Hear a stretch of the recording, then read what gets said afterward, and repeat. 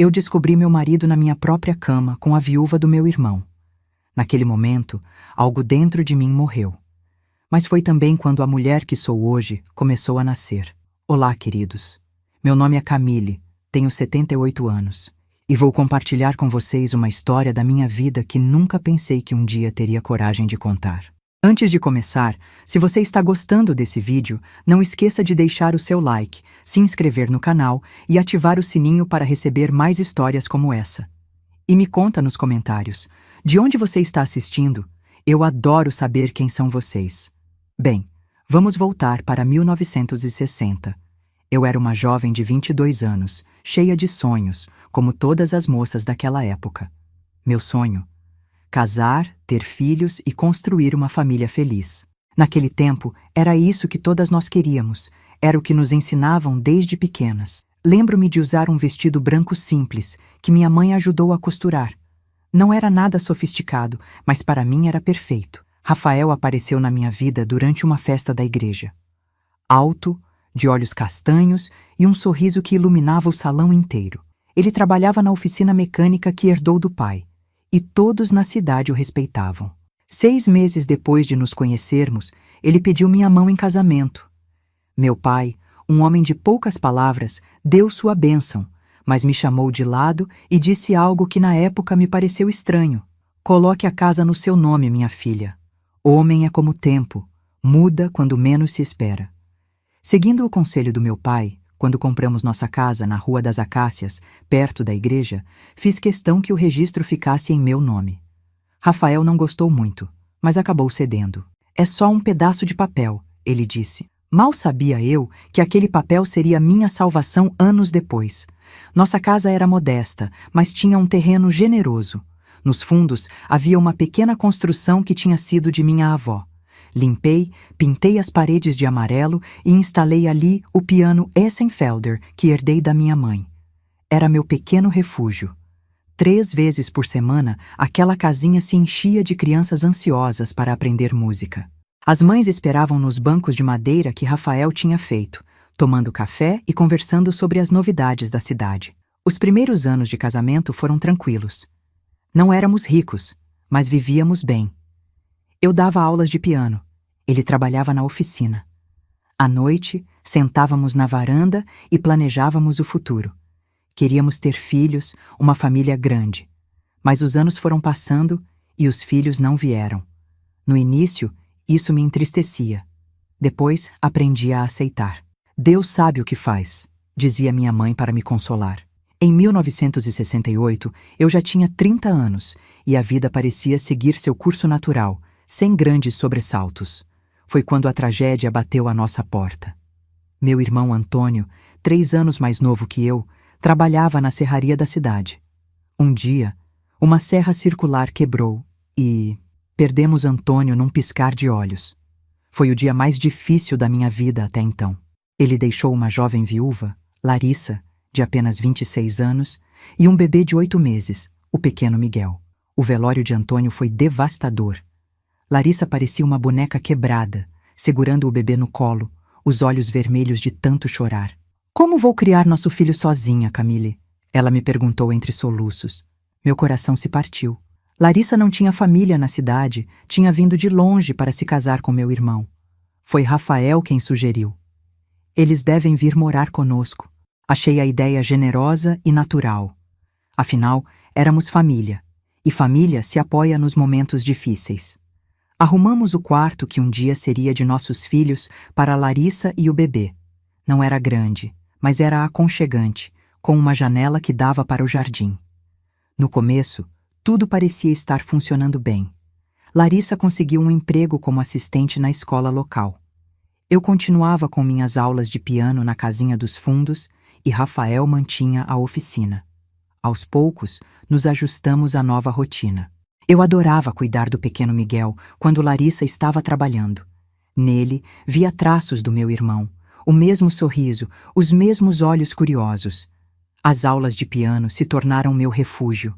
Ali, entre partituras e melodias, eu me perdia na música, esquecia os problemas.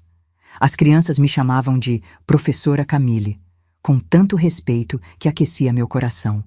Nos dias de recital, quando a casinha ficava cheia de pais e vizinhos ouvindo os pequenos músicos, eu me sentia verdadeiramente importante. Era mais do que apenas a esposa do Rafael ou a irmã do falecido Antônio. Era eu mesma, Camille, a professora de piano. Mas, com o tempo, comecei a notar pequenas mudanças. Rafael, que sempre voltava da oficina às 6 em ponto, começou a chegar mais tarde. Muito trabalho, ele dizia, mas o cheiro de perfume que não era o meu dizia outra coisa. Larissa, antes tão tímida e agradecida, agora andava mais arrumada, mais confiante. Durante o jantar, os dois evitavam se olhar, ou se olhavam demais quando achavam que eu não estava vendo. Eu notava essas coisas, mas me convencia de que era apenas minha imaginação. Você está ficando paranoica, dizia a mim mesma. Afinal, Rafael era meu marido há 8 anos. E Larissa? Ela era a viúva do meu irmão, mãe do meu sobrinho. Como poderiam me trair assim? Havia também os comentários das mães dos meus alunos. Dona Eugênia, sempre tão discreta, um dia perguntou: Camille, não acha estranho sua cunhada sempre estar tão arrumada para quem trabalha numa escola? Fingi não entender a insinuação. Outra vez, Dona Matilde mencionou ter visto Rafael e Larissa conversando muito próximos na feira. Pareciam íntimos demais, ela disse, com aquele tom de quem sabe mais do que conta. Mesmo com todas as evidências, eu me recusava a te acreditar. Talvez por medo, talvez por não querer enfrentar a verdade. Ou talvez porque, no fundo, sabia que uma mulher desquitada em 1968 enfrentaria muitos preconceitos. As pessoas cochichavam quando uma mulher separada passava. Chamavam de desquitada, com um tom que sugeria algo imoral, sujo. Eu tinha medo desse rótulo, medo do que as pessoas diriam, medo do futuro incerto. Lembro-me bem daquele domingo. Era janeiro de 1969, um dia quente, típico de verão. Fui à missa como sempre fazia. No meio da celebração, senti uma angústia inexplicável, uma intuição tão forte que me fez sair antes do final. Caminhei rápido para casa, o coração acelerado, as mãos suando apesar do leque que agitava freneticamente. A Rua das Acácias estava quieta sob o sol escaldante. Nossa casa, aparentemente silenciosa. Normalmente, Larissa estaria na cozinha preparando o almoço de domingo, e Rafael estaria ouvindo o jogo no rádio da sala. Mas havia um silêncio estranho quando abri a porta da frente. Entrei sem fazer barulho, como se já soubesse o que iria encontrar. A casa parecia vazia, mas então ouvi um gemido. Vinha do nosso quarto. Do quarto que eu dividia com Rafael há 8 anos. Do quarto onde eu tinha dormido todas as noites desde que nos casamos. Caminhei até lá, cada passo mais pesado que o anterior. Minha mão tremeu ao tocar a maçaneta. Abri a porta de supetão. Ali, na nossa cama, estavam meu marido e a viúva do meu irmão. Nus, entrelaçados. O mundo parou por um segundo. O ar ficou pesado, difícil de respirar. Senti como se alguém tivesse me dado um soco no estômago. Quando me viram, o choque nos olhos deles rapidamente se transformou em pânico. Rafael saltou da cama, tentando cobrir-se com o lençol. Camille, não é o que você está pensando, ele gritou, como se houvesse alguma explicação inocente para o que eu acabava de presenciar. Larissa começou a chorar, encolhida na cama. Perdão, Camille, perdão. Foi só uma fraqueza. Ela balbuciou entre soluços. Foi como se algo quebrasse dentro de mim. Anos de boa educação, de ser a mulher correta, a esposa dedicada, tudo desabou. Senti uma raiva que nunca tinha sentido antes, uma fúria que vinha das entranhas. Não é o que eu estou pensando. Minha voz saiu irreconhecível, um grito que ecoou pela casa. Estou vendo com meus próprios olhos, seu desgraçado. Rafael tentou se aproximar, mas eu recuei. Calma, mulher, os vizinhos vão ouvir. Que ouçam, que toda a cidade saiba que tipo de homem você é, que tipo de mulher ela é. Larissa continuava chorando. Foi só essa vez, juro por Deus. Mentira! Quanto tempo isso está acontecendo? Quanto tempo vocês estão zombando de mim? Enquanto eu cuido do seu filho, Larissa, enquanto eu abri minha casa para vocês. O bebê, no quarto ao lado, começou a chorar com os gritos. Larissa fez menção de ir até ele, mas eu a impedi. Fique onde está! Não se atreva a tocar no meu sobrinho com essas mãos sujas! Peguei o abajur da mesa de cabeceira e arremessei contra a parede. O barulho do vidro se quebrando me deu uma estranha satisfação. Rafael tentou me segurar pelos braços. Esta casa também é minha. Você não manda em mim. Foi quando dei um tapa no rosto dele, com toda a força que tinha. O som ecoou pelo quarto. Nunca tinha levantado a mão para ninguém na vida. Você tem 1 hora para pegar suas coisas e sumir da minha frente. Se não for embora, vou até a delegacia e conto para o sargento Mendes, que é padrinho do pequeno Miguel, o que você anda fazendo com a viúva do afilhado dele. A menção do nome do sargento, conhecido por seu temperamento explosivo, fez Rafael empalidecer. Saí do quarto batendo a porta com tanta força que o crucifixo da parede caiu, o vidro estilhaçando no chão. Uma imagem apropriada para o meu casamento naquele momento, estilhaçado além de qualquer reparo. Fui até o quarto onde o bebê chorava. O pequeno Miguel estava em pé no berço, o rostinho vermelho de tanto chorar. Peguei-o no colo, tentando acalmá-lo, enquanto ouvia Rafael e Larissa discutindo no quarto. A culpa é sua! Gritava ele. Você disse que ela não voltaria tão cedo. E ela respondia entre lágrimas. E você disse que trancaria a porta. Fechei a porta do quarto de Miguel, tentando protegê-lo daqueles gritos. Balancei-o nos braços, cantarolando uma canção de ninar, como se fosse um dia normal, como se meu mundo não estivesse desmoronando. 1 hora depois, ouvi movimentação na sala. Larissa entrou no quarto, vestida, com os olhos inchados de tanto chorar. Vim buscar Miguel, ela disse sem me encarar. Olhei para o bebê que dormia em meus braços. Meu sobrinho, sangue do meu sangue, filho do meu querido irmão. Queria protegê-lo, mantê-lo comigo, longe da mãe que o traíra de forma tão vil. Mas ele era dela. Uma criança pertence à mãe, por pior que ela seja. Entreguei Miguel a ela, sentindo como se entregasse um pedaço do meu coração. Cuide bem dele, foi tudo o que consegui dizer. Larissa assentiu, pegou uma bolsa com algumas roupas do bebê e saiu. Da janela, vi ela e Rafael partindo, cada um para um lado da rua. Ela com o bebê nos braços, ele com uma mala. A cena parecia irreal, como se eu estivesse assistindo a vida de outra pessoa.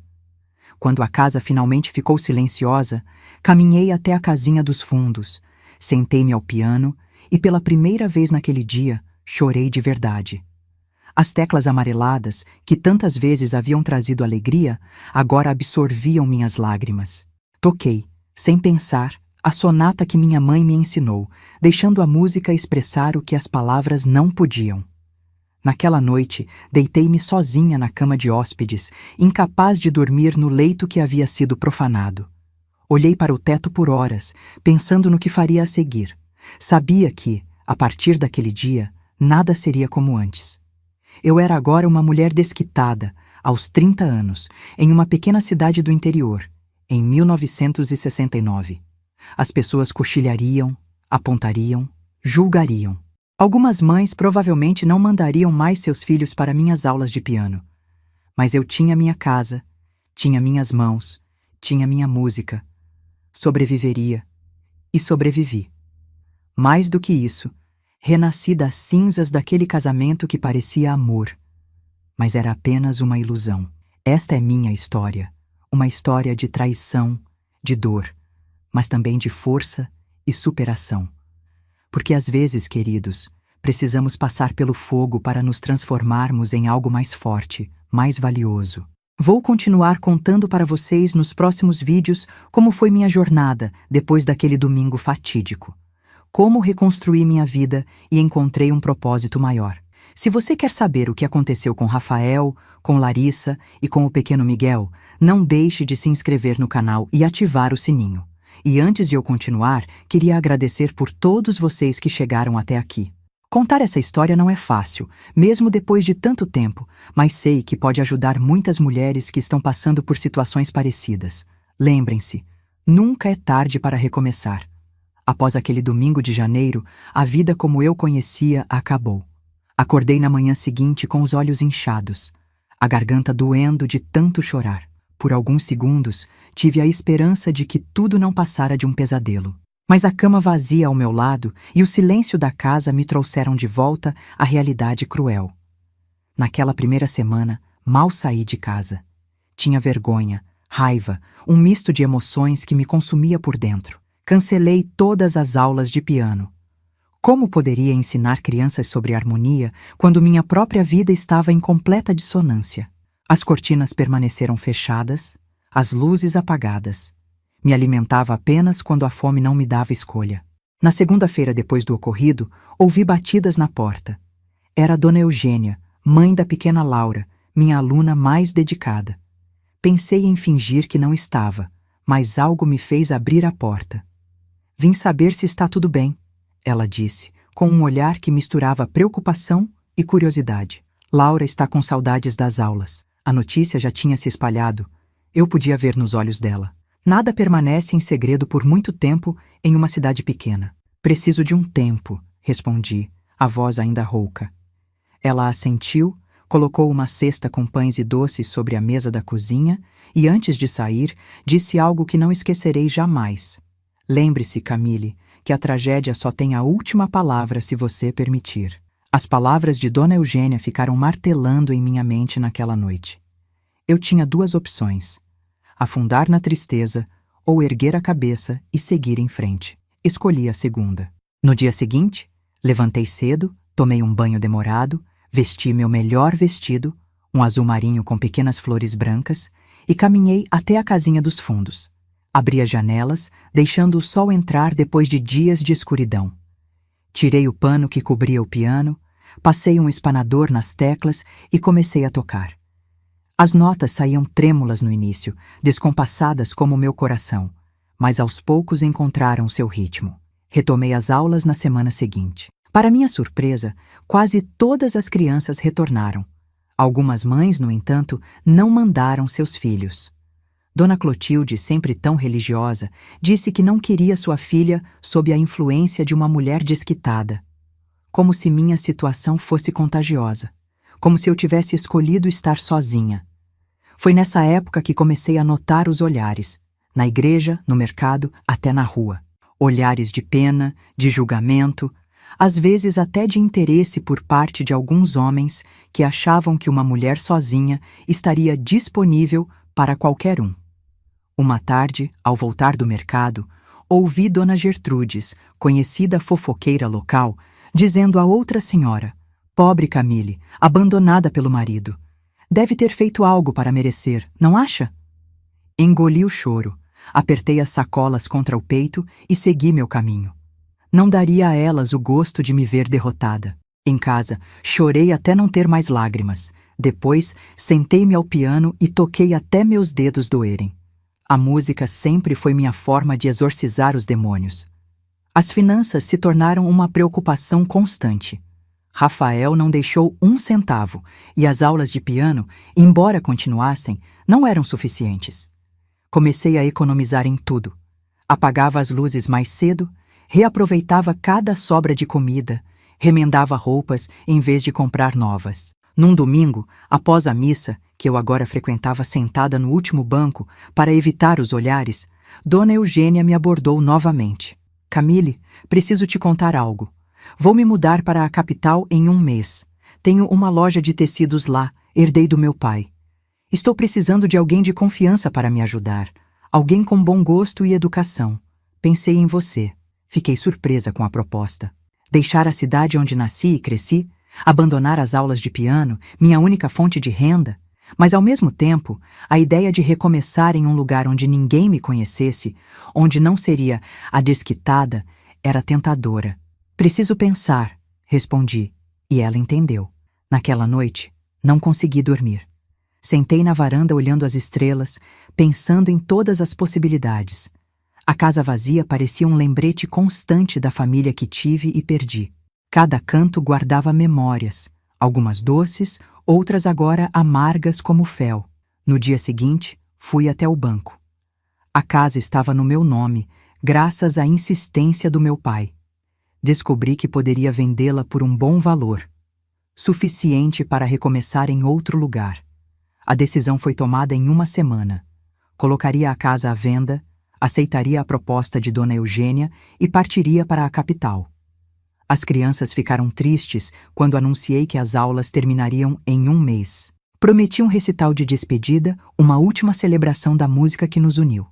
A notícia da minha partida se espalhou rapidamente. As reações foram diversas. Alguns demonstraram genuíno pesar. Outros mal escondiam o alívio. Uma mulher desquitada a menos na cidade era uma preocupação a menos para os casais bem estabelecidos. Foi nessa época, enquanto organizava a mudança, que soube notícias de Rafael e Larissa. Não estavam mais juntos. Ele havia partido para outra cidade em busca de trabalho após perder a clientela da oficina. Poucos queriam fazer negócios com um homem que traiu a esposa com a viúva do próprio cunhado. Larissa voltou para a casa dos pais, em uma cidade vizinha, levando o pequeno Miguel consigo. Senti uma pontada no peito ao pensar no meu sobrinho. Aquela criança inocente, levada para longe, cresceria sem conhecer a tia que tanto o amava. Pensei em procurar Larissa, em pedir para ver Miguel, mas o orgulho ferido falou mais alto. Talvez, um dia, quando a dor não fosse tão recente, o recital de despedida aconteceu em uma tarde de domingo, em abril de 1969. A casinha dos fundos estava cheia. Todas as minhas alunas se apresentaram, das mais novas às mais experientes. Chorei quando a pequena Laura tocou a sonata que tanto praticamos juntas. Foi uma despedida emocionante, um encerramento digno para aquele capítulo da minha vida. No dia seguinte, os compradores vieram assinar os papéis. Um casal jovem, recém-casado, com os olhos brilhando de esperança ao ver a casa. Os mesmos olhos que eu tinha um dia, quando cheguei ali com Rafael. Desejei sinceramente que tivessem mais sorte que eu. Embalei o piano, minhas roupas, os poucos pertences que decidi levar. O resto vendi ou doei. Não queria carregar peso desnecessário para minha nova vida. Guardei apenas algumas fotografias, dos meus pais, do meu irmão Antônio antes do acidente. As fotos com Rafael foram todas queimadas em uma pequena fogueira nos fundos da casa. Foi um ritual libertador ver as chamas consumindo aqueles pedaços de passado. Na manhã da partida, Dona Eugênia veio me buscar em seu carro. Dei uma última olhada na casa, na casinha do piano, no jardim onde tantas vezes me sentei para apreciar o pôr do sol. Senti uma mistura de tristeza e alívio. Era o fim e o começo. Tudo ao mesmo tempo. A viagem até a capital durou quase um dia inteiro. Pela janela do carro, vi a paisagem mudar gradualmente. Os campos abertos dando lugar a estradas mais movimentadas, casas mais juntas, prédios cada vez mais altos. A capital, em 1969, fervilhava de movimento, pessoas, carros, uma energia completamente diferente da cidade pequena onde cresci. O apartamento de Dona Eugênia ficava no 2º andar de um prédio antigo, mas bem conservado. Ela morava no 3º andar e me ofereceu o de baixo, que estava vago. Era do meu irmão, que se mudou para o exterior, explicou.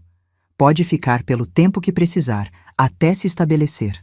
Era um espaço pequeno, mas aconchegante. Uma sala, um quarto, uma cozinha minúscula e um banheiro. Não havia espaço para o piano, que ficou encaixotado no depósito do prédio. Aquilo me entristeceu, mas prometi a mim mesma que um dia teria um lugar onde pudesse tocá-lo novamente. A loja de Dona Eugênia ficava a algumas quadras do apartamento. Tecidos Finos Eugênia, dizia a placa na fachada. Era um estabelecimento modesto, mas elegante, frequentado por senhoras da sociedade que buscavam tecidos importados para seus vestidos. No primeiro dia, fiquei apenas observando como Dona Eugênia atendia as clientes, como mostrava os tecidos, sugerindo combinações, falando sobre texturas e caimentos. Ela tinha um jeito especial, tratava cada cliente como se fosse única. Ao final do dia, ela me disse: "Você tem olho bom para cores, Camille. Vai se dar bem aqui." Aprendi rápido. Logo estava atendendo sozinha, aconselhando clientes, fazendo pedidos de novos tecidos. Descobri que tinha um talento natural para o comércio, algo que jamais teria percebido se não tivesse sido forçada a essa nova vida. Os meses foram passando. 1969 virou 1970. Comecei a me acostumar com o ritmo da cidade grande, com o barulho constante, com o anonimato que, surpreendentemente, achei libertador. Na capital, ninguém sabia da minha história. Ninguém me olhava com pena ou julgamento. Era apenas Camille, a assistente da loja de tecidos, uma mulher comum construindo sua vida. Economizei cada centavo que ganhava. Abri uma conta no banco, algo que poucas mulheres faziam naquela época. O gerente chegou a perguntar se não era melhor abrir a conta no nome do meu marido. Não tenho marido, respondi com a cabeça erguida. Ele pareceu desconfortável, mas prosseguiu com os procedimentos. Em 1971, recebi notícias da minha antiga cidade. O carteiro trouxe uma carta de Maria, uma vizinha que continuou minha amiga mesmo depois de tudo. Ela contava que Rafael havia retornado. Estava morando em um quarto nos fundos da oficina, que agora pertencia a outro dono. Bebia muito, estava sempre endividado. Larissa vivia com os pais, trabalhando como empregada doméstica. Miguel estava crescendo, já tinha quase 4 anos. Li a carta com um estranho desprendimento, como se falasse de personagens de um livro que li há muito tempo. Não sentia a raiva lancinante que esperava, apenas uma espécie de tristeza distante. Talvez fosse isso que chamam de cura. Naquele mesmo ano, Dona Eugênia adoeceu. Uma gripe forte que se transformou em pneumonia. Cuidei dela durante semanas, administrando a loja durante o dia e velando seu sono à noite. Quando finalmente melhorou, me chamou para uma conversa séria. Estou ficando velha, Camille. Não tenho filhos nem sobrinhos interessados no negócio. Você tem sido mais que uma assistente. Tem sido uma filha para mim. Quero que fique com a loja quando eu não puder mais cuidar dela. Fiquei sem palavras. Nunca imaginei que receberia tal oferta. Era mais do que um emprego ou um negócio. Era uma chance de ter algo verdadeiramente meu, construído com meu próprio esforço.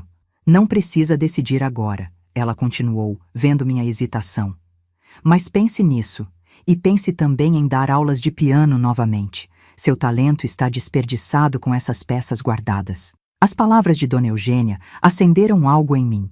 Senti saudades do piano, da música que sempre foi parte tão fundamental da minha vida. No final de semana, fui até o depósito, abri a caixa onde o Essenfelder estava guardado, passei os dedos pelas teclas, sentindo sua textura familiar. Decidi que era hora de trazê-lo de volta à vida. Encontrei um pequeno espaço na sala do apartamento onde o piano coube perfeitamente. O afinador disse que, apesar do tempo encaixotado, o instrumento estava em boas condições. Pianos de qualidade são como bons vinhos, senhora. Melhoram com o tempo. Comecei a tocar novamente, apenas para mim mesma no início. Aos poucos, alguns vizinhos vieram perguntar se eu daria aulas para seus filhos. Uma senhora do 4º andar me perguntou se eu aceitaria tocar em um pequeno recital beneficente para a igreja local. A música, que eu havia deixado para trás junto com a casa e o casamento, voltava gradualmente à minha vida. E assim, entre tecidos durante o dia e partituras à noite, fui reconstruindo não apenas minha vida, mas a mim mesma. Já não era mais a jovem Camille que sonhava com um casamento perfeito, nem a mulher traída e humilhada que saiu da cidade pequena. Era uma nova versão de mim, mais forte, mais independente, dona do meu próprio destino. Em 1972, completei 3 anos na capital. Tinha meu próprio círculo de amizades, frequentava um clube de leitura, ia ao cinema ocasionalmente. Havia encontrado um equilíbrio, uma paz que não imaginei ser possível após a tempestade que varreu minha vida. Foi nesse período que recebi outra carta de Maria. As notícias não eram boas. Larissa havia adoecido gravemente. Tuberculose, doença que naquela época ainda era um flagelo, especialmente para quem vivia em condições precárias. Estava internada no sanatório estadual e o prognóstico não era favorável. E o Miguel? Perguntei imediatamente ao telefone, ligando para Maria assim que li a carta. Está com os avós, mas eles são muito idosos, Camille. Mal conseguem cuidar de si mesmos. Aquela noite foi de insônia. Pensava no pequeno Miguel, sangue do meu sangue, sobrinho que mal conheci. Ele não tinha culpa dos erros dos adultos ao seu redor. E agora poderia perder a mãe, depois de já ter perdido o pai tão cedo. Na manhã seguinte, tomei uma decisão que mudaria o curso da minha vida novamente. Contei a Dona Eugênia que precisava voltar à minha cidade natal por uns dias.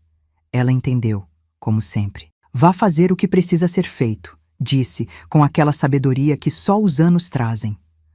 A loja estará aqui quando voltar.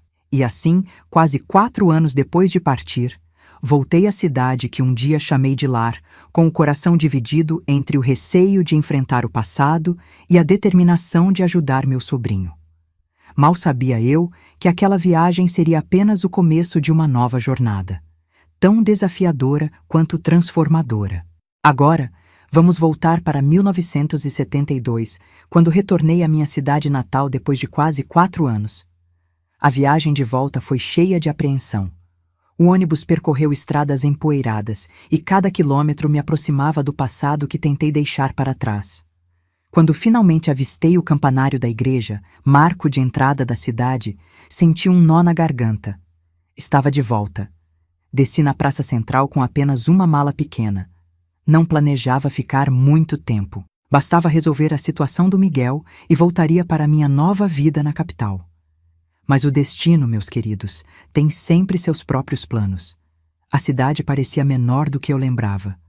Ou talvez fosse eu quem havia crescido. Caminhei até a pensão da Dona Zulmira, onde reservara um quarto por telefone. No caminho, notei os olhares curiosos. Alguns rostos conhecidos acenavam timidamente, outros desviavam o olhar, fingindo não me ver. 4 anos não eram suficientes para apagar as fofocas, pelo visto. Camille, é você mesma? Ouvi uma voz familiar. Era Maria, minha antiga vizinha, e a única que manteve contato comigo depois que parti. Nos abraçamos emocionadas no meio da calçada. Vim assim que recebi sua carta, expliquei. Como está o Miguel? E Larissa? O rosto de Maria se entristeceu. Larissa não está bem. Os médicos dizem que é questão de semanas.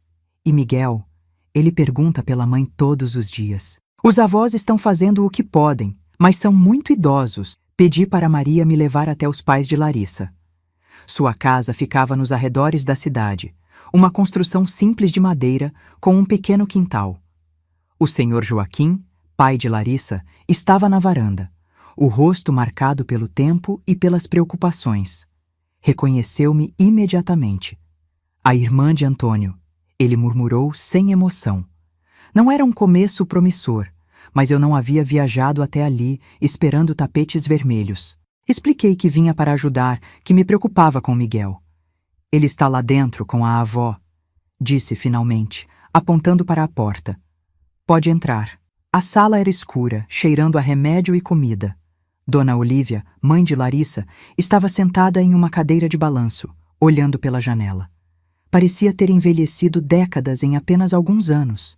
Ao seu lado, brincando com alguns carrinhos de madeira no chão, estava Miguel. Meu coração deu um salto. Ele estava tão crescido. Aos quase 5 anos, era a imagem do meu irmão Antônio. Os mesmos olhos curiosos, o mesmo queixo determinado.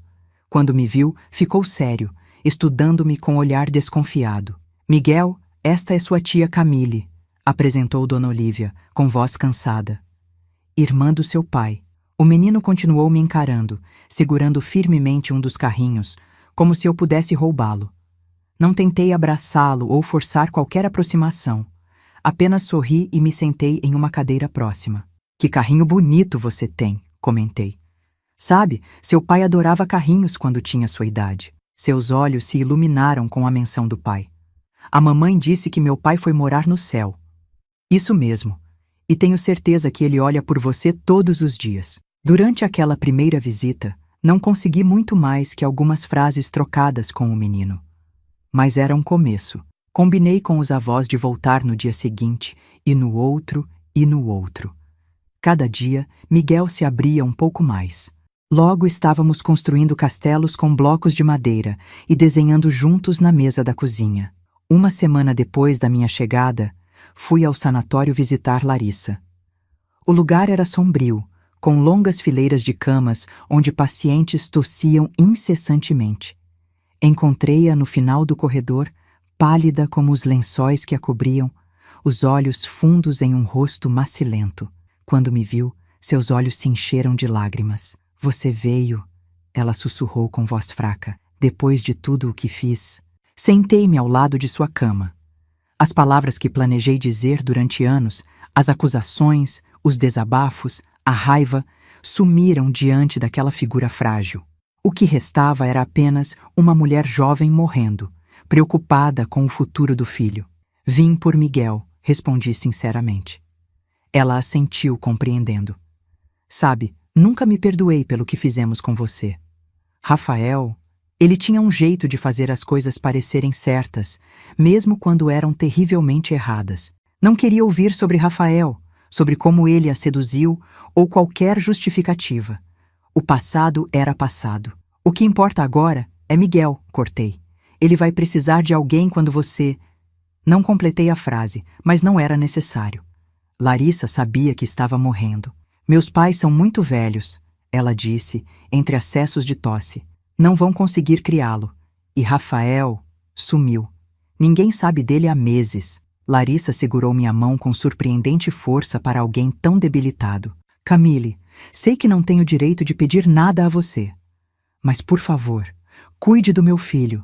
Não deixe que ele acabe em um orfanato. As lágrimas escorriam pelo rosto dela agora. E, para minha surpresa, pelo meu também.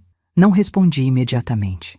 Era um pedido enorme, que mudaria toda a minha vida novamente. Mas olhando para ela, para a mulher que um dia odiei com todas as minhas forças, senti apenas compaixão. Prometo que ele não ficará sozinho, disse finalmente. Larissa morreu 2 semanas depois. O funeral foi simples, com poucos presentes além dos pais dela, alguns vizinhos e eu. Miguel estava lá, segurando minha mão, sem compreender completamente o que significava que sua mãe tinha ido encontrar seu pai no céu. Tive longas conversas com os avós de Miguel. Eram boas pessoas, mas a idade avançada e as condições financeiras precárias tornavam impossível que cuidassem adequadamente de uma criança pequena. Depois de muitas lágrimas e discussões, concordaram que o melhor para o menino seria vir morar comigo na capital. O processo legal não foi simples. Era 1972, e uma mulher solteira, ainda por cima desquitada, raramente conseguia a guarda de uma criança. Mas eu tinha a meu favor o fato de ser tia de sangue de Miguel, ter condições financeiras estáveis e, surpreendentemente, o apoio dos avós maternos, que assinaram uma declaração abrindo mão da guarda em meu favor. Quando finalmente recebi os papéis que me davam a guarda legal de Miguel, chorei de alívio. Não seria uma adoção formal. Isso seria quase impossível nas circunstâncias, mas eu seria legalmente responsável pelo meu sobrinho. Ele seria, para todos os efeitos, meu filho. A adaptação de Miguel à vida na capital não foi fácil. Ele sentia falta dos avós, do quintal onde brincava, da familiaridade da pequena cidade. Nas primeiras noites, chorou chamando pela mãe. Sentava-me ao lado da sua cama, cantarolando baixinho as mesmas canções que minha mãe cantava para mim e para Antônio, esperando que ele adormecesse. Matriculei-o em uma escola próxima ao apartamento. Comprei-lhe roupas novas, livros, brinquedos, não em excesso, mas o suficiente para que não se sentisse diferente das outras crianças.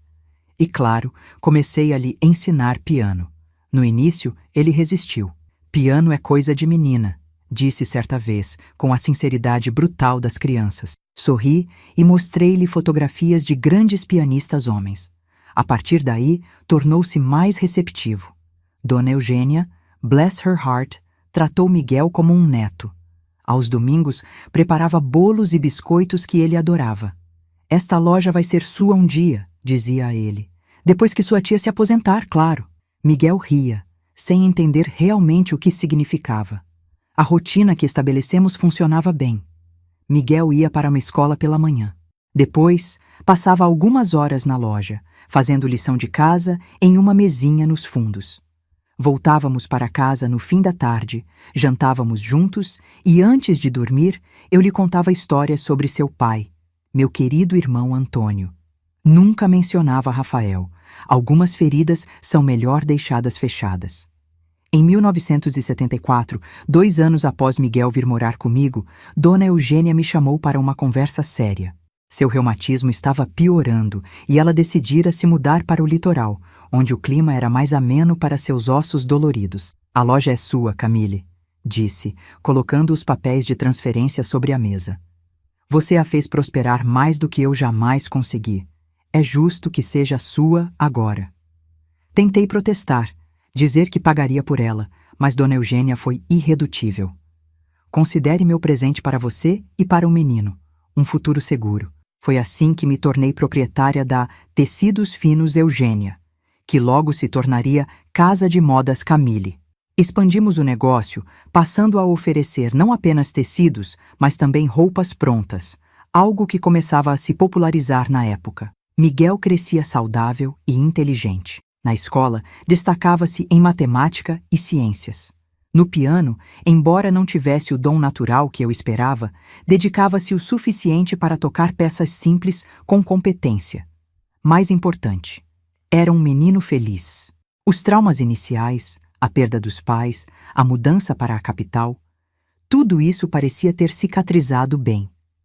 Em 1975, quando Miguel completou 8 anos, recebi uma notícia perturbadora.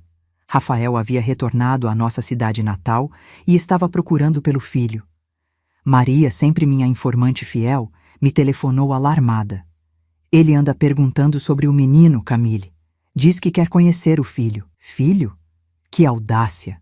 Rafael jamais havia mostrado qualquer interesse por Miguel antes. Por que agora, depois de anos de ausência? Maria me contou que ele parecia mudado. Havia parado de beber, conseguido um trabalho estável como mecânico em outra cidade e agora voltava arrependido de seus erros. Fiquei em pânico. Legalmente eu tinha a guarda de Miguel, mas Rafael poderia contestá-la. Era 1975 e os tribunais ainda tendiam a favorecer o pai biológico, mesmo um que havia abandonado o filho por anos. E se ele decidisse levar Miguel embora? A ideia de perder o menino que eu já considerava meu filho me deixava doente. Consultei um advogado que me orientou a não entrar em contato com Rafael. Se ele realmente quiser contestar a guarda, terá que fazer isso oficialmente, explicou. E teria poucas chances, considerando seu histórico de abandono. Passei semanas em constante ansiedade, pulando a cada toque do telefone, verificando a caixa de correio várias vezes ao dia. Mas nenhuma notificação judicial chegou. Apenas outra carta de Maria, informando que Rafael havia deixado a cidade novamente, após descobrir que eu tinha a guarda legal de Miguel. Só então respirei aliviada. Talvez ele tivesse percebido que não tinha direito moral de aparecer na vida do menino depois de tanto tempo. Ou talvez tivesse apenas desistido, como parecia fazer com tudo na vida. O fim dos anos 70 trouxe mudanças significativas. Em 1977, o divórcio finalmente foi legalizado no Brasil, após décadas de luta. Lembro-me de ler a notícia no jornal e sentir uma estranha emoção. Se essa lei existisse antes, talvez tudo tivesse sido diferente. Não que eu quisesse ter continuado casada com Rafael, jamais perdoaria sua traição, mas ao menos teria tido o direito legal de recomeçar sem carregar o estigma de desquitada. Naquele mesmo ano, finalmente consegui comprar uma casa própria na capital. Nada luxuoso, mas confortável, com 3 quartos, um jardim nos fundos e, o mais importante, espaço suficiente para o piano na sala. A primeira noite em nossa nova casa, Miguel, agora com 10 anos, pediu que eu tocasse. Sentei-me ao Wessenfelder, o mesmo que me acompanhava desde a juventude, e toquei a sonata favorita da minha mãe. Meus dedos fluíam sobre as teclas, com uma liberdade que não sentia há muito tempo. Um dia vou tocar assim, disse Miguel, com os olhos brilhando. Tenho certeza que sim, respondi, embora soubesse que seu verdadeiro talento estava em outras áreas. Foi nessa época que comecei a receber cartas dos pais de Larissa. Primeiro, eram apenas atualizações formais sobre suas vidas, agradecimentos pelas fotos de Miguel que eu enviava regularmente. Depois, tornaram-se mais calorosas. Eles queriam ver o neto, passar tempo com ele. Após muita reflexão, decidi que era justo. Miguel merecia conhecer todos os lados de sua família. Nas férias escolares de 1978, levei-o para visitar os avós maternos pela primeira vez desde que saímos da cidade. Estava nervosa. Não só pela reação de Miguel, mas também pelo que sentiria ao voltar àquele lugar carregado de memórias dolorosas. A visita foi mais tranquila do que imaginei. A cidade parecia ter seguido em frente, assim como eu. Os avós de Miguel, embora mais frágeis, ficaram emocionados ao vê-lo. Durante uma semana, ele ouviu histórias sobre sua mãe quando criança, viu fotografias, conheceu primos distantes. Nessa viagem, passei em frente à minha antiga casa. Os novos donos haviam pintado as paredes de verde, plantado outras flores no jardim. A casinha dos fundos, onde dei tantas aulas de piano, agora era uma oficina. Era estranho ver um lugar tão íntimo transformado, mas também reconfortante. A vida seguia seu curso, para todos nós. Não encontrei Rafael nessa visita, e sinceramente não fiz questão. Soube, através de conversas aqui e ali, que ele havia se casado novamente e se mudado para o sul. Desejei, sem amargura, que tivesse encontrado o caminho da decência. Os anos seguintes foram de prosperidade e crescimento. A loja ia muito bem, expandindo-se a cada ano. Miguel se destacava na escola, decidido a cursar engenharia. Ele havia se tornado um jovem sério, responsável, com o mesmo senso de justiça que caracterizava meu irmão Antônio. Em 1980, quando Miguel tinha 13 anos, enfrentei uma das conversas mais difíceis da minha vida. Ele começou a fazer perguntas mais específicas sobre seu pai. Não Antônio, de quem sempre falei abertamente, mas Rafael, que havia sido apenas uma sombra em nossas conversas. Tia Camille. Ele começou durante o jantar. Os avós me contaram que meu pai morreu em um acidente na serraria. Mas ouvi algumas pessoas na cidade sussurrando sobre outro homem, alguém chamado Rafael. Quem é ele? Coloquei os talheres sobre a mesa, tentando ganhar tempo. Como explicar a uma criança a complexidade das relações adultas? Como falar de traição, de dor, sem manchar a imagem que ele tinha da mãe? Respirei fundo e contei a verdade, de forma simplificada, apropriada para sua idade. Que Rafael havia sido meu marido. Que após a morte do verdadeiro pai dele, Antônio, Rafael e Larissa haviam se envolvido. Que eu descobri, que nos separamos e que Rafael nunca demonstrou interesse em ser um pai para ele. Miguel ouviu tudo em silêncio, o rosto sério, os olhos fixos nos meus. Quando terminei, apenas assentiu. Então ele é meu pai biológico, concluiu, com uma maturidade que me surpreendeu.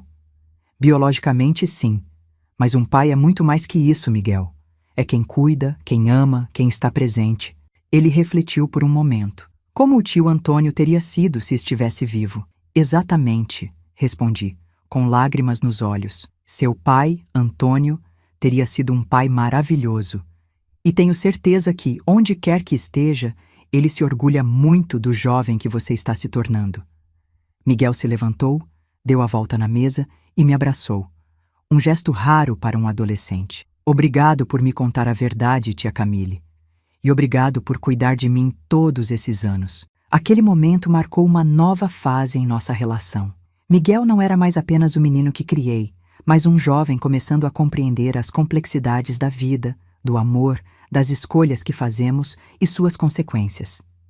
E eu continuava construindo minha vida, dia após dia. A loja prosperava, meu círculo social se expandia. Tinha amigas, frequentava concertos, ia ao teatro. Não voltei a me casar, talvez por escolha, talvez por falta de oportunidade. Mas não me sentia sozinha. Tinha Miguel, tinha minha música, tinha uma vida que construí com minhas próprias mãos. Aquela jovem de 30 anos que saiu da cidade pequena, humilhada e com o coração partido, havia se transformado em uma mulher de negócios bem-sucedida, respeitada em seu meio, orgulhosa do sobrinho que criava como filho. As cinzas daquele casamento que um dia pareceu amor haviam finalmente dado lugar a algo novo, algo mais forte e genuíno. E quando olhava para trás, para todo o caminho percorrido, sentia não apenas orgulho, mas também uma estranha gratidão. Se Rafael e Larissa não tivessem me traído naquele domingo distante, eu nunca teria descoberto minha própria força. Nunca teria saído da minha zona de conforto. Nunca teria me tornado a mulher que descobri ser. Às vezes, meus queridos, as maiores bênçãos da vida vêm disfarçadas de tragédias. E só muito tempo depois percebemos que aquilo que parecia o fim era apenas o começo de algo muito maior. Início dos anos 80. Miguel já era um adolescente. Eu administrava minha loja de tecidos e finalmente tínhamos encontrado certa estabilidade após tantas turbulências. 1981 chegou com ventos de mudança. Miguel completou 14 anos, deixando definitivamente a infância para trás. Crescia a olhos vistos. A cada mês parecia ganhar centímetros de altura, a voz engrossando, os primeiros pelos no rosto. O menino calado e tímido que veio morar comigo aos 5 anos se transformava em um jovem assertivo, cheio de opiniões e sonhos. Nessa fase, as perguntas sobre seu passado, sobre seus pais, tornaram-se mais frequentes e complexas. Já não bastavam as explicações simplificadas que dei quando era criança. Ele queria conhecer sua história completa, com todas as nuances, por mais dolorosas que fossem. Numa tarde de domingo, enquanto organizávamos velhas fotografias, Miguel encontrou uma que eu havia guardado no fundo de uma caixa. A única foto de Rafael que não destruí, onde ele aparecia ao lado de Antônio na inauguração da oficina mecânica. É ele, não é? Rafael?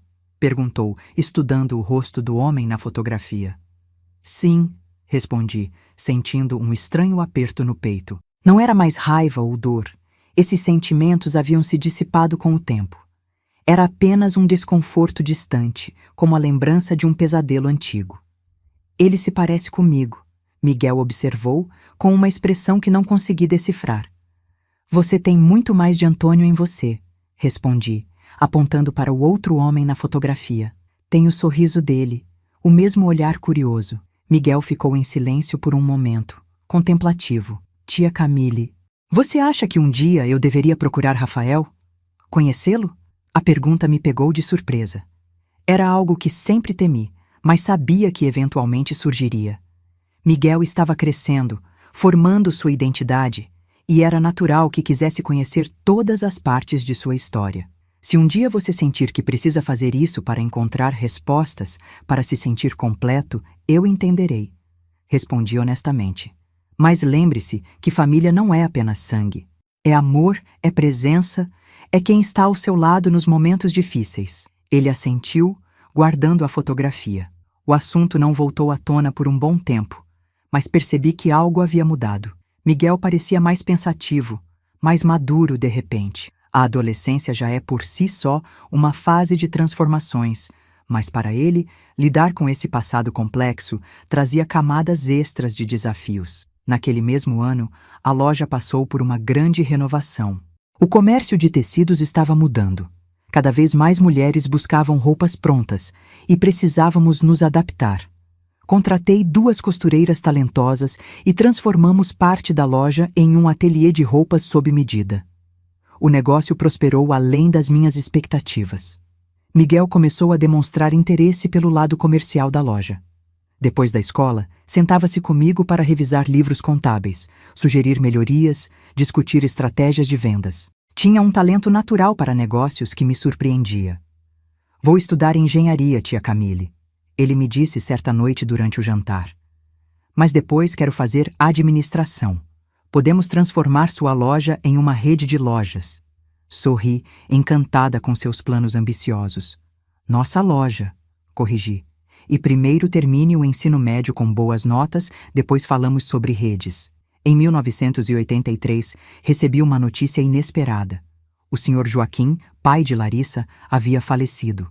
Sua esposa, Dona Olívia, agora completamente sozinha, estava doente e precisava de cuidados. Fui com Miguel ao funeral. Era o mínimo que podíamos fazer. A cidade já não me parecia mais tão opressiva. Os anos haviam suavizado as memórias dolorosas. E agora eu podia caminhar pelas ruas sem sentir o peso dos olhares julgadores. Na casa dos pais de Larissa, depois do enterro, encontrei Dona Olívia sentada em sua cadeira de balanço, parecendo pequena e frágil. Quando viu Miguel, seus olhos cansados se iluminaram. — Como você cresceu? Exclamou, estendendo os braços trêmulos para um abraço. É a cara do seu avô quando jovem. Naquele momento, vendo o afeto genuíno entre eles, tomei uma decisão que alguns considerariam insana. Convidei Dona Olívia para morar conosco na capital. Ela era família de Miguel, a única avó viva que ele tinha, e merecia passar seus últimos anos com conforto e na companhia do neto. Miguel ficou radiante com a ideia. Dona Olívia, após a surpresa inicial, aceitou com lágrimas nos olhos. Depois de tudo o que aconteceu entre você e minha Larissa, ela começou, mas interrompi. O passado é passado, Dona Olívia. A vida é curta demais para guardar rancores. Reorganizamos nossa casa para acomodar a nova moradora. Dona Olívia trouxe consigo apenas seus pertences pessoais e algumas lembranças de família, incluindo fotografias de Larissa que Miguel nunca tinha visto. Foi através dessas imagens e das histórias contadas por Dona Olívia que Miguel finalmente conheceu sua mãe de verdade. Não apenas a figura que eu havia pintado em meus relatos cuidadosamente editados. Nossa dinâmica familiar mudou, mas para melhor. Dona Olívia, apesar da idade avançada, ainda conseguia ajudar na cozinha, ensinar Miguel receitas tradicionais, contar histórias de antigamente. Sua presença trouxe uma nova dimensão à nossa vida. O ano de 1984 foi marcado por outra mudança significativa. A loja havia crescido tanto que o espaço original não comportava mais nossas atividades. Encontrei um ponto maior, em uma rua mais movimentada, e fizemos a mudança. Casa de Modas Camille ganhou uma fachada elegante, vitrines espaçosas, até mesmo um pequeno café para as clientes descansarem entre as provas de roupas. Foi nessa época que voltei a dar aulas de piano regularmente. Não mais para crianças como antes, mas para adultos que sempre sonharam em aprender.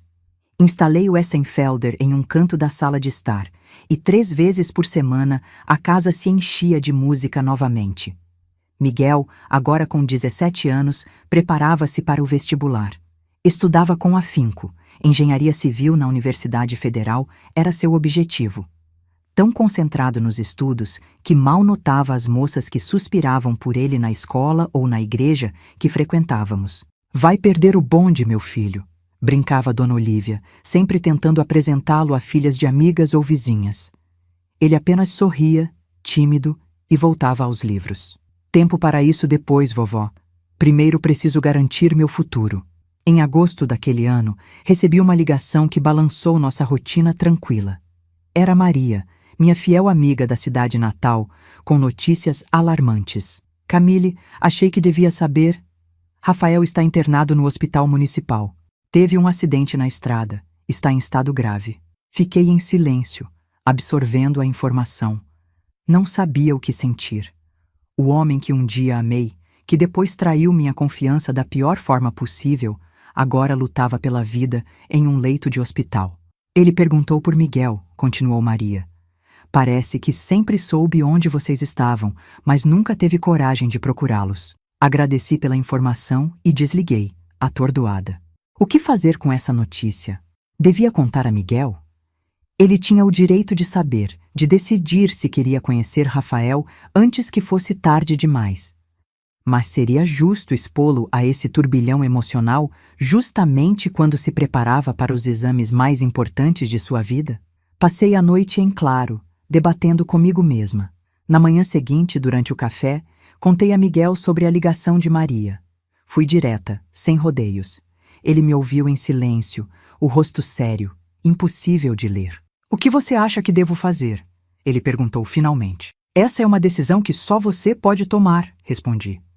Se quiser ir vê-lo, eu entenderei. Se preferir não ir, também entenderei.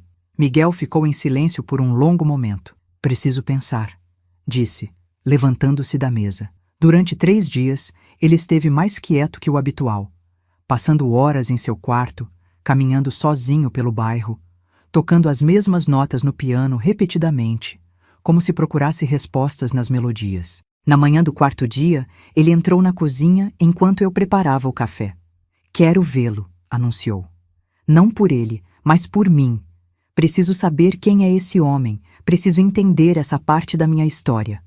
Respeitei sua decisão. Liguei para a escola explicando que Miguel precisaria se ausentar por alguns dias devido a uma emergência familiar. Compramos passagens para o próximo ônibus. Dona Olívia decidiu ficar. A viagem seria muito cansativa para ela, e alguém precisava tomar conta da casa e alimentar o gato que Miguel havia adotado meses antes. A viagem foi silenciosa. Miguel olhava pela janela, perdido em pensamentos.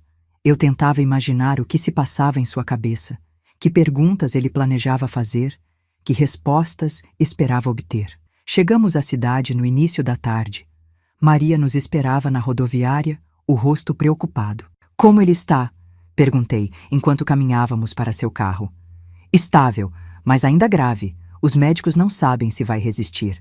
No hospital, o cheiro forte de desinfetante me trouxe lembranças do sanatório onde Larissa passou seus últimos dias. Miguel caminhava ao meu lado, os ombros tensos, o maxilar cerrado. Rafael estava em um quarto compartilhado com outros 3 pacientes. Reconheci-o imediatamente, apesar das mudanças que o tempo e a doença haviam provocado. O cabelo antes escuro agora estava grisalho, o rosto mais magro, marcado por rugas profundas. Tubos e aparelhos o conectavam à vida. Quando nos aproximamos da cama, seus olhos se abriram lentamente. Primeiro viu a mim, e uma expressão de surpresa e vergonha cruzou seu rosto. Depois, seu olhar encontrou Miguel. Algo se iluminou em seus olhos cansados. "Miguel!" Sua voz era apenas um sussurro. Meu sobrinho assentiu, sem dizer nada. Ficou ali, olhando para o homem que era seu pai biológico, que nunca esteve presente em sua vida. "Você se parece com sua mãe."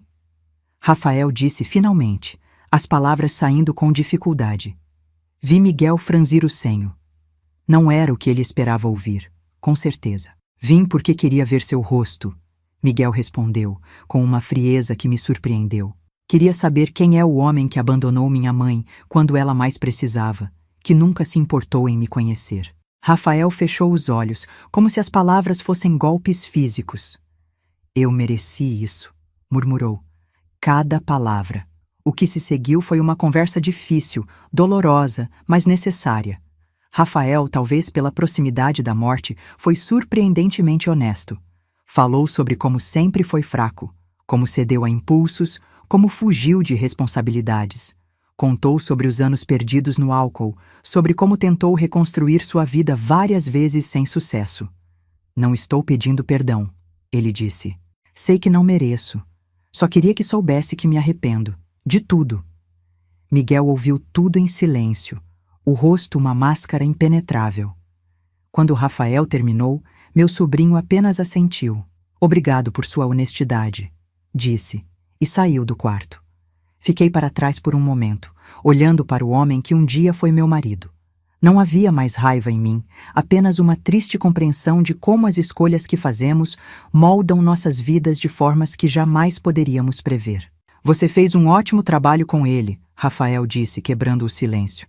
"Ele é um jovem impressionante." "Ele é", concordei. "E sim, fiz o melhor que pude." Quando me virei para sair, Rafael chamou meu nome. "Camille, eu sinto muito, por tudo." Olhei para ele uma última vez. "Eu sei", respondi, e saí. Encontrei Miguel sentado em um banco no jardim do hospital, olhando para um grupo de crianças que brincava na praça em frente. Sentei-me ao seu lado, em silêncio. Não havia palavras que pudessem aliviar o que ele estava sentindo. Após alguns minutos, ele falou, sua voz calma, controlada. "Ele não é nada do que eu imaginei. Nem monstro, nem herói. Apenas um homem fraco que cometeu erros. A maioria das pessoas é assim", respondi.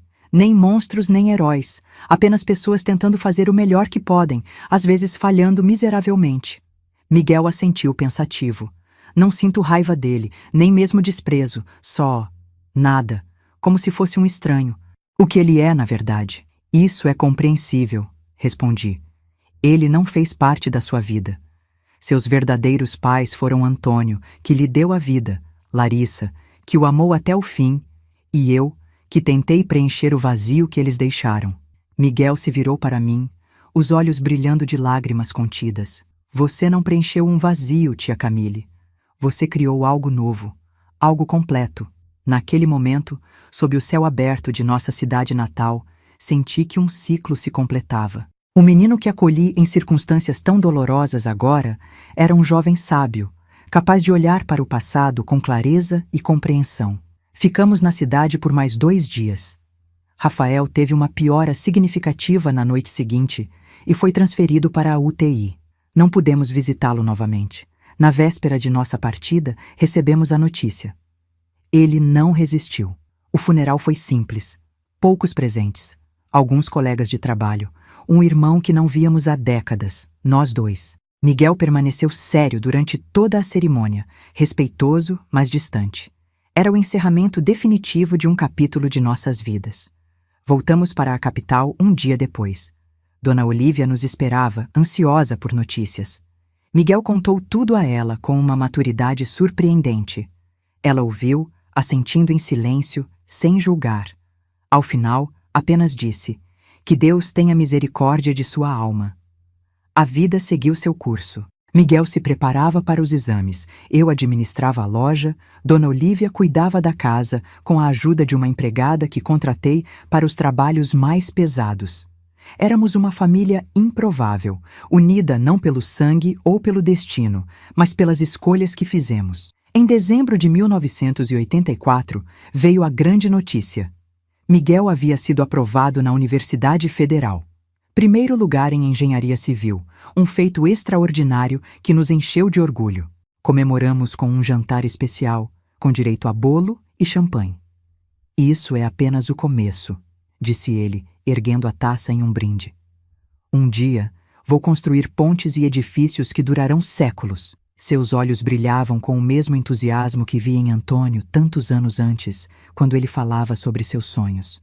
Naquele momento, tive certeza de que, apesar de todas as perdas e traições, tínhamos vencido. A vida havia tirado tanto de nós, mas também nos devolvera em forma de novas oportunidades, novos caminhos, novos amores. Os anos universitários de Miguel foram intensos. Ele mergulhou de cabeça nos estudos, determinado a ser o melhor da turma. Nos finais de semana e férias, trabalhava na loja, aprendendo cada aspecto do negócio. "Um dia vou expandir isso", prometia, desenhando plantas para filiais em outras cidades. Em 1986, nosso pequeno núcleo familiar sofreu outra perda. Dona Olívia, que já vinha enfraquecendo gradualmente, partiu durante o sono, de forma serena. Miguel, então com 19 anos, lidou com a perda com a mesma dignidade que demonstrou em tantos outros momentos difíceis. No funeral, abraçou-me forte e disse: "Agora somos só nós 2, tia Camille. Mas estamos bem, não é?" Estávamos de fato. A dor da perda era real, mas havíamos aprendido a seguir em frente, a construir sobre as cinzas, a encontrar beleza mesmo nos momentos mais sombrios. E assim, meus queridos, chegamos ao final de mais um capítulo dessa história. Meados dos anos 80, Miguel na universidade, eu com minha loja de tecidos cada vez mais próspera, e nós 2 aprendendo a seguir em frente após a partida de Dona Olívia. O final da década de 1980 trouxe consigo ventos de mudança para o Brasil e também para nossa pequena família. Em 1987, o país fervilhava com os debates sobre a nova Constituição, enquanto eu enfrentava meu próprio processo de transformação. Aos 49 anos, percebi que estava entrando em uma nova fase da vida.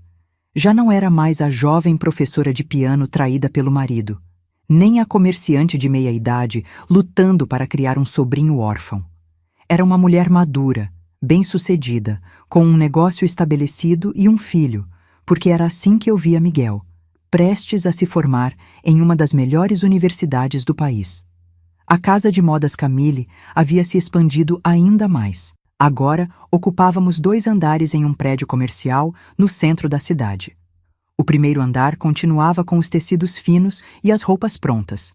O segundo transformamos em um ateliê de alta costura, onde vestidos de noiva e trajes para ocasiões especiais eram confeccionados sob medida.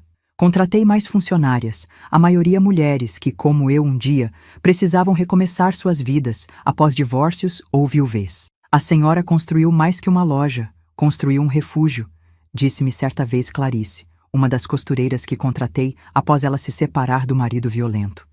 Aquelas palavras me tocaram profundamente. Sem planejar, havia criado um espaço onde mulheres podiam se reinventar, assim como eu havia feito. Miguel, aos 20 anos, dividia seu tempo entre a universidade, um estágio em uma construtora e os finais de semana na loja, onde continuava aprendendo sobre o negócio. Sempre teimoso, insistia que um dia transformaria nosso comércio em uma rede nacional. Precisamos estar em São Paulo, no Rio, em toda parte, dizia com o entusiasmo da juventude. O mundo está mudando, tia Camille. Temos que mudar com ele. E como estava mudando? 1988 trouxe a nova Constituição, garantindo mais direitos às mulheres, facilitando o divórcio, promovendo igualdade. O país respirava os ares da democracia plena após tantos anos de regime militar. Lembro-me de assistir às notícias na televisão com Miguel, comentando como tudo aquilo teria sido impensável quando eu tinha a idade dele. Sorte a sua crescer em um tempo de mais liberdade, eu dizia. Na minha época, uma mulher separada era praticamente uma pária social. E olha só para você agora, ele respondia, com aquele sorriso que iluminava seu rosto. Uma empresária de sucesso, independente, respeitada. Em dezembro de 1988, Miguel formou-se em engenharia civil. A cerimônia de colação de grau foi um dos dias mais emocionantes da minha vida. Vê-lo subir ao palco, receber o diploma, ser aplaudido como o melhor aluno da turma. Meu peito mal continha tanto orgulho. Chorei silenciosamente, pensando em Antônio e Larissa, em como teriam se orgulhado daquele jovem brilhante. No jantar de comemoração, Miguel me surpreendeu com um presente. Um broche de ouro branco com pequenas pérolas, formando a letra C. Para combinar com seu nome, disse, enquanto eu abria a caixinha de veludo. E para lembrar que você é a joia mais preciosa da minha vida. Foi minha vez de chorar abertamente.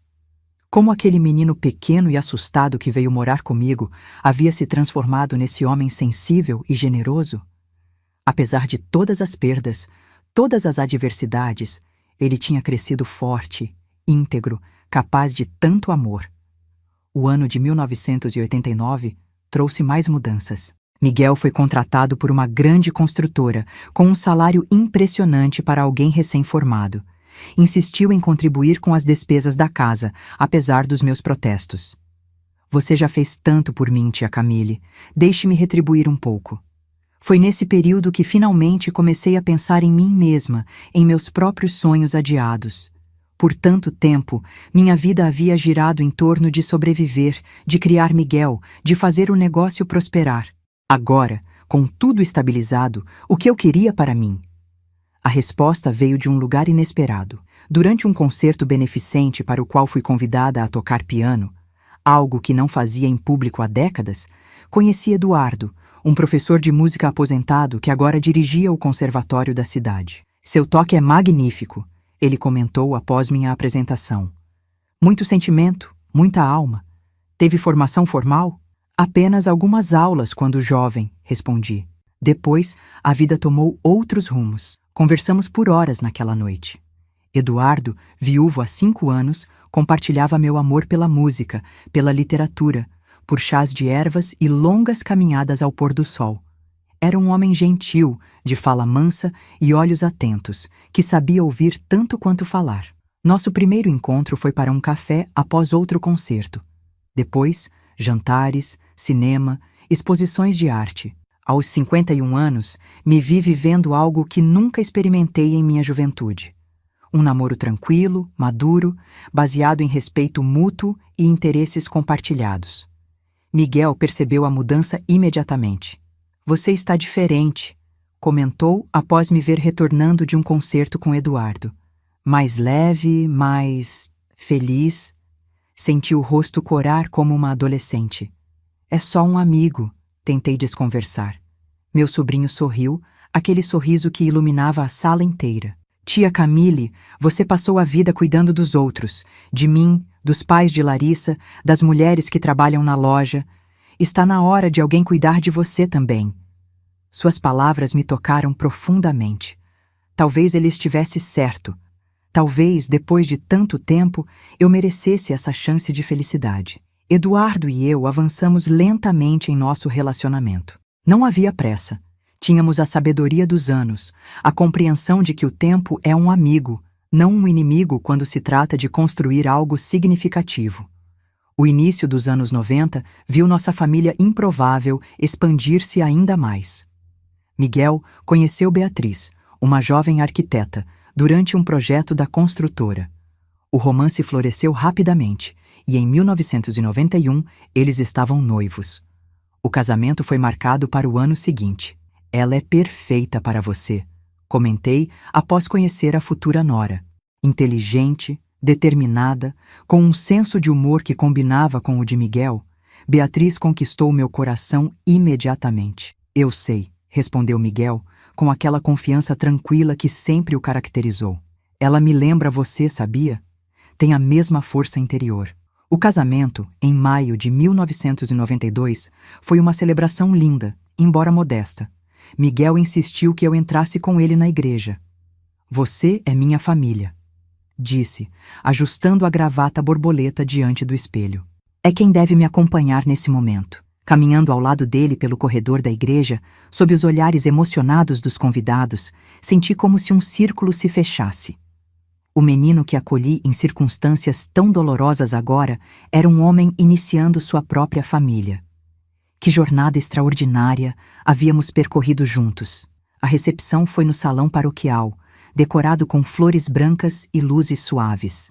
Para a surpresa de todos, especialmente a minha, Miguel pediu silêncio no meio da festa e anunciou: Tenho mais uma razão para celebrar hoje. Minha tia Camille, a mulher incrível que me criou, finalmente aceitou o pedido de casamento do professor Eduardo. Todos os olhares se voltaram para mim. Eduardo, ao meu lado, apertou minha mão gentilmente. Havíamos decidido manter o noivado em segredo até depois do casamento de Miguel, para não desviar as atenções. Mas meu sobrinho, sempre observador, havia notado o anel discreto em minha mão direita que eu planejava passar para a esquerda após sua festa. Aos 54 anos, eu me casava novamente. Não no papel. Eduardo e eu decidimos que não precisávamos da burocracia para validar nosso compromisso, mas em uma cerimônia íntima, apenas com amigos próximos e família, realizada no jardim de nossa casa. Sim, nossa casa. Vendemos meu apartamento e a casa dele, e compramos juntos uma residência espaçosa com um lindo jardim onde plantamos rosas, hortênsias e jasmins. O piano Essenfelder ganhou lugar de destaque na sala, ao lado do violoncelo de Eduardo. As noites agora eram preenchidas com duetos, com música que criávamos juntos, da mesma forma que construíamos nossa vida compartilhada. A loja continuava prosperando. Contratei uma gerente para o dia a dia, permitindo-me trabalhar apenas meio período. O resto do tempo dedicava à música, a Eduardo e, logo, aos primeiros netos que chegaram. Em 1993, Beatriz engravidou. A notícia transformou nossa casa em um turbilhão de preparativos, de expectativas, de sonhos renovados. Seria menino ou menina? Como seria o quartinho do bebê? Que nome escolheriam? Se for menino, quero homenagear meu pai, Miguel nos contou durante um jantar. Antônio Eduardo, que tal? Senti lágrimas nos olhos. Eduardo apertou minha mão sob a mesa, entendendo a emoção que me invadia. E se for menina? Perguntei quando recuperei a voz. Miguel e Beatriz trocaram um olhar cúmplice. Camille, responderam em uníssono. Como poderia ser outro nome? Em fevereiro de 1994, nasceu Camille, pequena, com uma penugem escura na cabeça e os mesmos olhos curiosos que seu pai tinha quando bebê. Segurá-la nos braços pela primeira vez foi uma experiência transcendental. Esta criança era a continuação de nossa história, a prova de que, apesar de todas as dores, a vida segue, se renova, floresce. Ela é perfeita, sussurrei, embalando o pequeno embrulho rosa. Tão perfeita. Miguel, com lágrimas nos olhos, assentiu. Será que vou saber ser um bom pai? Você será extraordinário, respondi com toda a certeza do mundo. Teve que aprender muito cedo o que realmente importa na vida. Os anos seguintes foram um turbilhão de alegrias. A pequena Camille crescia forte e esperta. A casa de moda se expandiu para uma segunda loja em um shopping center recém-inaugurado. E Eduardo e eu finalmente realizamos o sonho de viajar pela Europa, visitando as salas de concerto que conhecíamos apenas por gravações. Em 1997, outro presente, Antônio, o segundo filho de Miguel e Beatriz, veio ao mundo. Um menino robusto, de bochechas rosadas e olhar sereno. Nossa família crescia, prosperava, seguia em frente. Foi durante a festa de batizado de Antônio que Miguel me chamou para um canto tranquilo do salão paroquial. Tia Camille, começou, com aquela expressão séria que assumia quando tinha algo importante a dizer, quero que saiba que estou iniciando os procedimentos para uma adoção legal. Olhei para ele, confusa. Beatriz havia dito algo sobre não quererem mais filhos depois de Antônio. Não estou entendendo, confessei. Miguel sorriu, aquele sorriso iluminado que tanto me lembrava meu irmão. Quero adotá-la legalmente. Quero que você seja, no papel, o que sempre foi na realidade. Minha mãe. Fiquei sem palavras, o coração batendo descompassado. Aos 64 anos, depois de uma vida inteira chamando Miguel de sobrinho, a ideia de ser oficialmente sua mãe me emocionou além do que as palavras podem expressar. Mas por quê? Depois de tanto tempo, consegui finalmente perguntar. Por que você merece? Ele respondeu simplesmente. Porque quero que meus filhos saibam, sem sombra de dúvida, que você é minha mãe. Não importa o sangue, importa o amor. E você me deu mais amor do que eu jamais poderia merecer. Chorei abertamente, sem me importar com a maquiagem que se desfazia ou com os olhares curiosos dos outros convidados. Abracei Miguel com força, sentindo que, finalmente, o círculo estava completo. O processo legal foi mais rápido do que esperávamos, facilitado pelo fato de eu já ter sido sua guardiã legal por tantos anos e de Miguel ser agora um adulto. Em uma cerimônia simples no fórum, assinamos os papéis que oficializavam o que nossos corações já sabiam há décadas. Éramos mãe e filho. O juiz, um senhor de cabelos brancos e olhar bondoso, comentou que raramente via casos como o nosso. Uma adoção tardia, feita por amor, sem nenhuma necessidade legal. Vocês são um exemplo de que família é muito mais do que laços de sangue, disse, ao entregar o documento oficial. Olhando para trás agora, aos meus 78 anos, vejo como aquele momento foi simbólico. A jovem de 22 anos que se casou sonhando com filhos, nunca imaginou que se tornaria mãe aos 64, de um filho de 30. A mulher de 30 que descobriu a traição do marido e da cunhada jamais pensou que um dia consideraria aquela traição uma bênção disfarçada. Pois sem ela, sem toda a dor e recomeço, Miguel não teria sido meu filho. A vida é assim, meus queridos. Imprevisível, surpreendente, às vezes cruel, mas também maravilhosamente generosa. Das cinzas daquele casamento que parecia amor, nasceu uma família verdadeira, baseada em escolhas diárias, em compromisso, em um amor que transcende o sangue e o tempo. Hoje, rodeada por meus netos, já são 5, com a chegada dos gêmeos em 2002 e do caçula em 2005, com Eduardo ao meu lado, com Miguel e Beatriz construindo seu próprio legado, sinto uma gratidão imensa. Pela música que sempre foi minha companheira, pelo negócio que me deu independência, pela família que construí com minhas próprias mãos. E sabe o que é mais incrível? Aquela casinha dos fundos onde eu dava aulas de piano, na minha cidade natal, Miguel a comprou secretamente há alguns anos. Restaurou-a completamente, transformando-a em um pequeno estúdio de música. No meu aniversário de 75 anos, me levou até lá. Para você nunca esquecer onde tudo começou, disse, me entregando a chave. E para lembrar o quanto você percorreu desde então.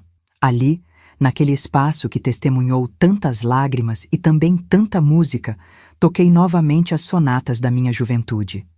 As mesmas notas, os mesmos acordes, mas com um significado completamente novo. Não mais marcados pela dor da traição, mas pela doçura da redenção. Essa é minha história, meus queridos. Uma história de quedas e recomeços, de corações partidos e depois remendados, de famílias desfeitas e refeitas. Se há uma lição que aprendi em todos esses anos, é que nossa felicidade não depende das cartas que recebemos, mas de como jogamos com elas. A vida me tirou um casamento, mas me deu um filho. Tirou meu irmão e minha cunhada, mas me deu 5 netos maravilhosos. Tirou minha cidade natal, mas me deu um mundo inteiro para explorar. Tirou minha juventude, mas me deu sabedoria. E você, que acompanhou minha jornada até aqui, o que a vida tirou de você? E mais importante, o que você construiu com o que restou? Pense nisso, meu querido. E lembre-se sempre, não importa quão escura seja a noite, o amanhecer sempre chega, e com ele, a chance de recomeçar. Se você gostou da minha história, não esqueça de deixar seu like, compartilhar com quem possa precisar ouvir essa mensagem de esperança e se inscrever para mais relatos de vida e superação. Um grande, carinhoso e emocionado abraço da vovó Camille. Até o próximo vídeo.